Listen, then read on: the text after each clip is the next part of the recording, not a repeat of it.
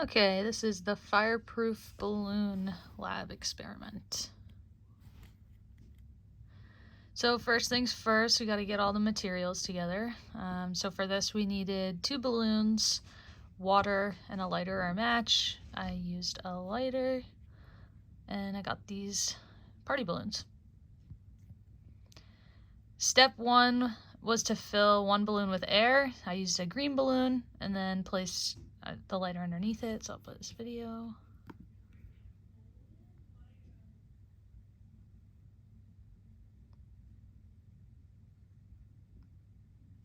Clearly it scared me a little bit. All right.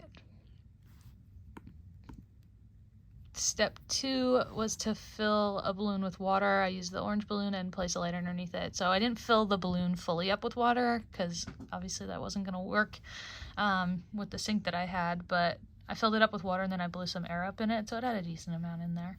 About the same size as the green one. And then I had the bowl underneath just in case. Again, I was scared it was going to pop everywhere. And it didn't. It just burned the bottom. All right. So my observations, I'm going to start kind of briefly going over some things and then get more specific.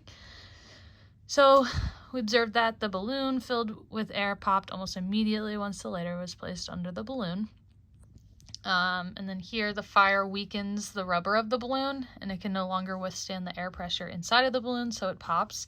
And when I actually looked at the balloon afterwards, it really just had a hole burned out of it, which is funny to me because when you pop a balloon, it's not so uniform like that, but there was just kind of a very uniform hole from where it burned. And then we observed that the balloon filled with the water did not pop and actually started to burn the balloon, and that was that brown or black soot underneath the balloon where I was burning it. So here the water absorbs most of the heat from the lighter, which allows the rubber not to become so hot and weaken, thus popping the balloon. So it didn't have to pop. Okay, so observations continued. Water has a high heat capacity, and it takes a lot of energy to separate the water molecules. Water has a much higher heat capacity when compared to air, and this is also important. The water within the balloon absorbs the heat, and the heat is taken away from the hot spot rising above inside the balloon. Then it cools and sinks back down. The hot spot, so where the lighter's heating up the balloon, is then cooled by the water inside the balloon, and this continues to happen until the water gets too hot and causes the balloon to pop. We can observe that the type of heat exchange used here was a convection current. With the air-filled balloon, air is a pretty poor conductor of heat, and as a result, the rubber of the balloon heats very quickly, and the physical bonds holding the rubber together are broken. So another thing that's important to note is the specific heat of water, which is 4.18 joules per gram degree Celsius, and that's roughly 4 times that of air, which is only 1 joule per gram degree Celsius. So that's, 4 times that of air, that's enough, that's a lot. However, the more relevant factor here is the difference in the heat capacities when you compare water to air. Water has a far greater heat capacity than air, allowing the water to slowly increase in temperature over a longer period of time.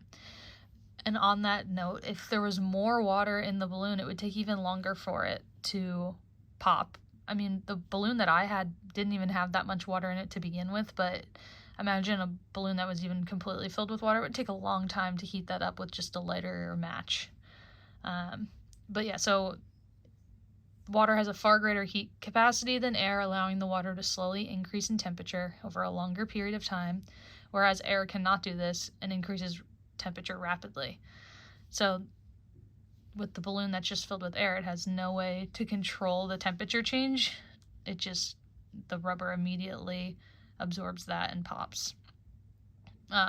Again, important to note that heat capacity largely depends on the mass of the material. So obviously I used the same balloon each time, and I tried to get them as close as possible in terms of how much air I blew up in the air balloon, and then how big the other balloon was with the water and the air. They were pretty close. But depending on the masses, if you use different types of balloons, that could also change the outcome. That's it. Thanks.